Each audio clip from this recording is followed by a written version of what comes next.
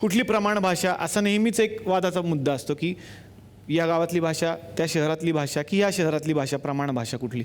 मला वाटतं जी मला बोलायला आवडते ती प्रमाण भाषा, जी मला येते ती माझी प्रमाण भाषा. आणि माझी भाषा जर मला समोरच्या टी व्हीमध्ये बघायला मिळाली तर त्याचा अभिमान आणि आनंद मला जास्त असतो. मला वाटतं या दोनही मालिकांच्या निमित्तानं ते जाणवतं. एकीकडे जय जवान असा नारा आपण देतो या सिरियलमधून आणि एकीकडे जय किसान असा नारा देतो. मला वाटतं यापेक्षा सुंदर यापेक्षा सुंदर क्षण कुठला असावा आज आपल्यासाठी. आणि हे सगळं होतं टी व्हीमुळेच. हे सगळं होतं टी व्हीमुळे. की पत्राचा जो मुद्दा होता की टी व्ही चांगला की वाईट, तर मला वाटतं टी व्ही नक्कीच चांगला आहे, फक्त त्याच्यावरचं काय बघायचं हे आपल्याला कळलं पाहिजे. आणि या दोनही मालिकांच्या निमित्तानं हे साधण्याचा प्रयत्न होतोय. त्या गावातल्या लेखकांना पुढे आणलं जातं. मला वाटतं आज इथे तेजपाल असेल, तेजपालची सगळी टीम आहे किंवा याही मालिकेची टीम आहे, तेजस गाडगे आहेत, त्या मातीतले कलाकार ती भाषा लिहित आहेत, ती भाषा मोठी करतायत. हे खूप मोठं आहे. मला दोघांनाही त्याच्यावरची प्रतिक्रिया ऐकायची. तेजस, तुमच्याकडून ऐकूयात.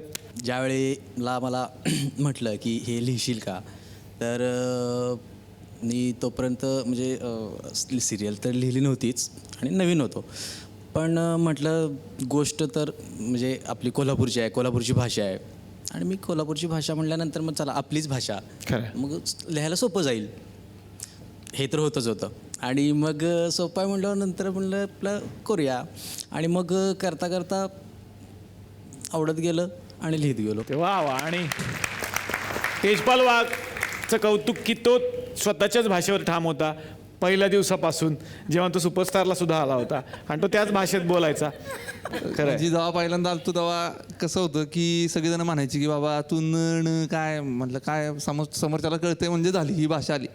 मला कायम प्रश्न पडायचा की तुम्ही बोलता ते करेक्ट कसं, तेच नेमकं शुद्ध कसं, तेच कसं बरोबर, कारण आम्ही करेक्ट बोलतो. खरं. कोल्हापुरात ज्यावेळेस म्हणजे अवधूत जोशी तुम्ही नाव घेतलं, असोसिएट डिरेक्टर तुमचे, हे आमचे गुरु.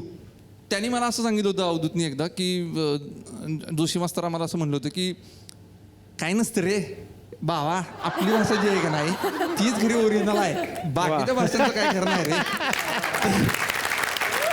तर जे आपलं आहे ते म्हणजे मी जन्माला आले ते बोललो ना, तर मग ते माझ्यासाठी ते ओरिजिनल आहे ना. दोन्ही खरं तर गाद्या आहेत, एक कोल्हापूरची गादी, एक सातारची गादी. या दोन्ही गाद्यांच्या भाषांना, राजभाषांना राजमान्यता झी मराठीने मिळवून दिली, त्याबद्दल त्यांचे आभार. त्यामुळे हे सगळं सगळ्यांपर्यंत पोहोचतं. या दोनही सिरियलच्या निर्मात्या इथे बसलेल्या आहेत. मला त्यांना हा अनुभव विचारायचा आहे. जोरदार टाळ्या झाल्या पाहिजे स्मृती सुशील कुमार शिंदे यांच्यासाठी. स्मृतीजी, तुमचा अनुभव मला विचारायचा आहे की तुम्ही या सिरियलची निर्मिती केली आहे आणि हा निर्णय कधी घेतलात की हे कोल्हापुरातच करायचं, शूटिंगसुद्धा आणि संपूर्ण सिरियल? मला वाटतं साधारण ही सिरियल लिहून म्हणजे पहिले एक 20-25 एपिसोड्स लिहिले, त्याच्यानंतर साधारण एक पिक्चर आलं की आपण तिथे पश्चिम महाराष्ट्रातच जायला पाहिजे. आणि पश्चिम महाराष्ट्र म्हणजे कोल्हापूर. खरं. आणि सॉरी तर ते म्हणतील की पण जनरली कारण हा जो विषय होता, आम्ही शिक्षण मंत्री कोल्हापूरचे दाखवले होते, त्याच्यामुळे साहजिकच होतं आम्ही कोल्हापूरला जाणं. खरं. आणि तिथे जाऊन मग आम्ही लोकेशनवरती जाऊन तिथे शूट केलं. वा.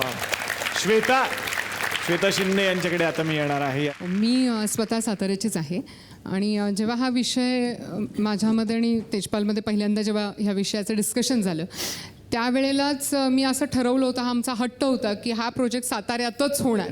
आणि झी मराठीचे खरंच खूप आभार मानते की त्यांनी एका मिनिटाचाही विलंब लावला नव्हता ह्याला मान्यता देण्यासाठी की साताऱ्यात ओके, तुम्हाला साताऱ्यात करायचं, आपण साताऱ्यात हा शूट करू. सैनिक स्कूल सातारा आर्मी स्कूल असल्या कारणाने त्यांचा आम्हाला एक खूप मोठा पाठिंबा मिळाला. आणि रोज एक नवीन प्रॉब्लेम यायचा आणि त्याच्यावरती मी काहीतरी तोडगा काढायचे. मग रोज काहीतरी असायचं, मग परत त्याच्यावरती तोडगा, काहीतरी हां ह्याच्यावरचं सोल्युशन, ह्याच्यावर. एकदा प्रोडक्शन मॅनेजर असा खजील होऊन माझ्या डोळ्यासमोर असा उभा होता. म्हटलं काय बोल ना, पुढचं बोल, काय झालं तर आत्ता काय झालं. मॅडम जनरेटर कुठे लावायचा. म्हटलं अरे तिथेच लाव ना जिथे काल लावला होता. मॅडम ते घरातले कंप्लेंट करायला आलेत. काय आता काय प्रॉब्लेम आहे, 2 दिवस तर होतं तिकडे, आता काय प्रॉब्लेम आहे. नाही त्यांच्या गोठ्यातल्या म्हशी घाबरल्यात, त्यांनी दूध नाही दिलं. हा प्रॉब्लेम कसा सॉल्व्ह करायचा. म्हणजे म्हशी घाबरल्या आणि त्यांनी दूध नाही दिलं, मी नॉन प्लस होते. आता आता काय करायचं? मग नवीन जागा शोधा जनरेटर लावण्यापासून. म्हणजे खरंय. हो, मग आम्ही त्यांच्या घरी गेलो, मशीनचं सांत्वन करणार, सॉरी मशी घाबरल्या, खरंय. मी सॉरी आहे वगैरे असं सगळं. म्हणजे इथून सुरुवात होती आमची गावात आता शिरवण्याची. उलट झालं असेल, मशीनला इतकं शूटिंगची सवय की आता जनरेटर लावला तर दूध देतात. आणि मी खरं सांगते निलेश, आता त्यांना सरावाचं झालं. त्या गोठ्याच्या बाहेर त्या इथे बघतात, अच्छा हा बोलतो, ह्याचा डायलॉग संपलं, ओके आता ते इकडे बघा, अच्छा ह्याचं सुरू झालंय, फाईन. म्हणजे त्यांचं सगळं विश्व आता करेक्ट झालं. साहेबरावला वाईट वाटत असेल एकदा, साहेबरावसाठी जोरदार टाळ्या. सगळ्यांचा उल्लेख होतोय की म्हशीचा उल्लेख, म्हशीचे क्लोज, साहेबरावला वाईट वाटायला नको की माझं काहीच कोणीच उल्लेख नाही करत असं. पण आता ही प्रगती आहे ही चांदोडीची. प्रगती आणि चांदिवडीत हळूहळू फिल्म सिटीज उभी राहील मला वाटतं. सगळ्या घराघरात हे कळलेलं आहे. जोरदार टाळ्या. आणि थँक्यू काका, तुम्ही आलात. तुमच्या पत्रामुळे इतकी छान चर्चा मला इथे रंगवता आली आणि हे विचार ऐकता आले. धन्यवाद. आणि तुम्हाला पुरस्कार मिळाल्याबद्दल अभिनंदन. दोन्हीही सिरियलची टायटल सॉन्ग ज्यांनी केलेली आहेत संगीतकार A.V. प्रफुल्लचंद्र यांच्यासाठी जोरदार टाळ्या. कोल्हापूर आणि सातारा या पद्धतीचं मातीतलं संगीत काय असेल हे म्युझिकली टेक्निकली सेपरेट करणं फार कठीण आहे. हिरोईन जी आहे तिचा सॉफ्टनेस आणि त्याचा रांगडा बाज ह्याचं एक मिश्रण छान करायला मिळालं. आणि लागिरं झालं जी चॅलेंजिंग यासाठी होतं की एक असं गाणं हवं होतं जे प्रियकर प्रेयसीला किंवा प्रेयसी प्रियकराला उद्देशून गाईल. आणि तेच गाणं जर जवान आपल्या देशाप्रती जर गात असेल तर तुम्ही ऐकाल तर याचे लिरिक्स जे आहेत, शब्द हे युनिव्हर्सल आहेत. ती पण गाऊ शकते त्यासाठी, तो पण तिच्यासाठी गाऊ शकतो किंवा दोघे मिळून देशासाठी गाऊ शकतो. वा वा वा वा. सुबोध खानोलकर कथा पटकथा ज्यांचे आहे आणि क्रिएटिव्ह हेड आहेत ते.